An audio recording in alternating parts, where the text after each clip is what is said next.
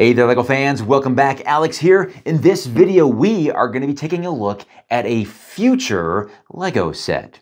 This is the Art of Chocolate set number 910039, contains 2,615 pieces, and will cost $230 US.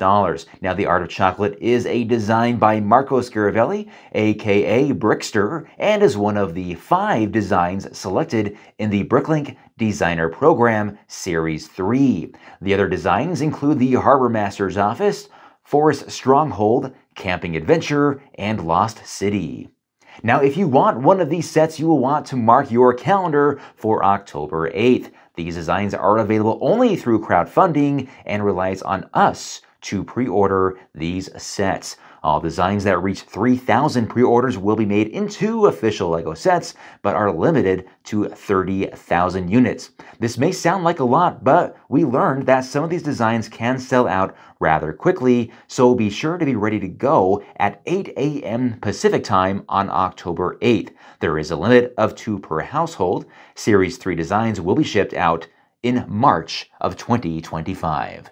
So let's take a look at what I think is going to be a very popular design in Series 3, the Art of Chocolate. Marco stated that a visit to Cadbury World in Birmingham, UK was the inspiration behind this set. He was quite impressed with how the chocolate was made, from cocoa beans to the final bar. His passion for this project, I think, really stands out in this final design. Now, there are 7 minifigures included in this set. This will include the Master Chocolatier and his 2 faithful assistants. We also have 4 visitors, or what I would say chocolate tasters as well. All good-looking minifigures. The 2 child figures have the movable short legs, which I really appreciate. I don't like the stiff ones. And 5 of the minifigures have reversible faces for that added playability. Now on to the build. When Series 3 was announced, and I saw this set for the first time, I was instantly drawn to the unique architecture and color of the build. There are 3 main focal points of the facade. You have this oval dome here at the center, which almost looks like a chocolate treat itself. You have the large bay window, which contains the tasting room, and finally the Choco Shop with a window teasing some tasty chocolate treats. The base size of this is 32 studs wide, but it is just 24 studs deep. The build makes large use of the snot technique, or studs not on top, to achieve much of the detail. At over 2,600 pieces, I will say most of them are very small. This shows in the building experience, which for me was just okay. My favorite part was the first few sections of the base, mostly because it went quickly and was not like anything I had ever built before, but the build has plenty of sections that, to me, seemed a bit tedious, but at least not repetitive. This is not to say that you won't enjoy the build, but it is important to note that these BDP sets do not come with physical instructions. You actually download them from the Bricklink website. The combination of online instructions and very small pieces just wasn't my favorite. But as you can see, the result is quite impressive. I also like the fact that Marcos decided to expose some of the chocolate making equipment to the exterior of the build. I don't know if that's necessary in real chocolate making, but Marcos does say that he wanted something between reality and fantasy. To me, it does well to add character to the build. I will also add that this seems to me like it would fit very well in the winter village theme. It is obviously covered in snow that has partially melted away. The minifigures are dressed in warmer clothing, and not to mention the colors and decorations of the build would have no problem fitting into that theme. No doubt this will likely appeal very much to fans of the Winter Village theme, but it is not your typical $100 set. Marco says he likes dollhouse designs, which means open back, where I am more of a fan of the modular approach. It seems Marcos met me in the middle here by adding a movable exterior wall in the back that we can open to reveal the interior workings of the chocolate factory.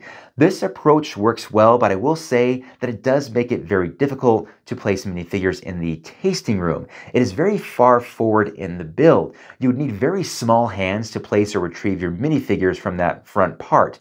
I wish the front section of the room was designed to be removed for easier access, but this is the only area that suffers from that issue. The interior is divided into two sections. You have the public area that is accessed by the front door, and then the basement level, which is where all the chocolate is made. There is a side door that you can access for that part of the building. The public area does allow for a peek at the equipment in the basement as you walk in. Then visitors move over into the tasting room, which is by far the largest room in the build, featuring a very elegant fireplace and a comfortable sitting area for tasting that amazing chocolate. The stairs leading up to the third level are attached to the moving wall, so we don't get to see what this really looks like once it's all closed. Some might argue that the addition of the stairs are pointless, but I actually like that it's there because it adds to the realism of the set.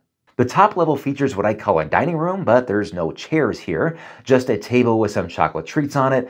Behind the door here is a small kitchen featuring a sink, cupboard, stove, and fridge with, you guessed it, chocolate. Oh, and it looks like there's some leftover pizza there in the freezer. The lower level features equipment used to make the chocolate. This large machine can be easily removed for a closer look. The area behind it would be the Choco Shop window, but it does not appear to offer any room other than the window display. In the middle, we see a vat for mixing the chocolate, and finally, we have what appears to be the final detailing of the chocolate bars before they are ready for consumption. So that is a quick look at the art of chocolate. A big thank you to the LEGO Group for providing this early copy for review. Not just one of the copies from Series 3, but my favorite, because I was going to buy this anyway. So I guess I could take the money I would have spent on this and buy another design from Series 3. Is that how that works? Hey, that's how I justify it. Now, I will say this, guys. The art of chocolate, I think, has a very good chance of selling out. So if you want this design or any other of the designs from Series 3, just make sure you're on time for crowdfunding. While I can't guarantee that if you are on time, you'll get what you want, I will say that if you are on time and you're ready to go right when crowdfunding starts, you have a very good chance on getting what you want. I think that's where this program kind of gets its negativity, is because people missed out on some designs that they really wanted. I myself have missed out on designs that I really wanted because I waited too long, or I didn't mark my calendar, or as the next day I went, oh my gosh, I forgot, and it's sold out. It's a huge bummer. So I'm just telling you guys, if you want any of these 5 designs, just mark your calendars, make sure you're ready for crowdfunding, and you'll probably get what you want. But I do want to know what you guys think of the art of chocolate. Is this a set that you guys plan on picking up, or one of the other 4 designs from the Bricklink Designer Program Series 3, or do you plan on skipping it altogether? I would like to know, so let me know in the comment section below. And as always, thank you so much for watching. We'll see you next time. Bye-bye.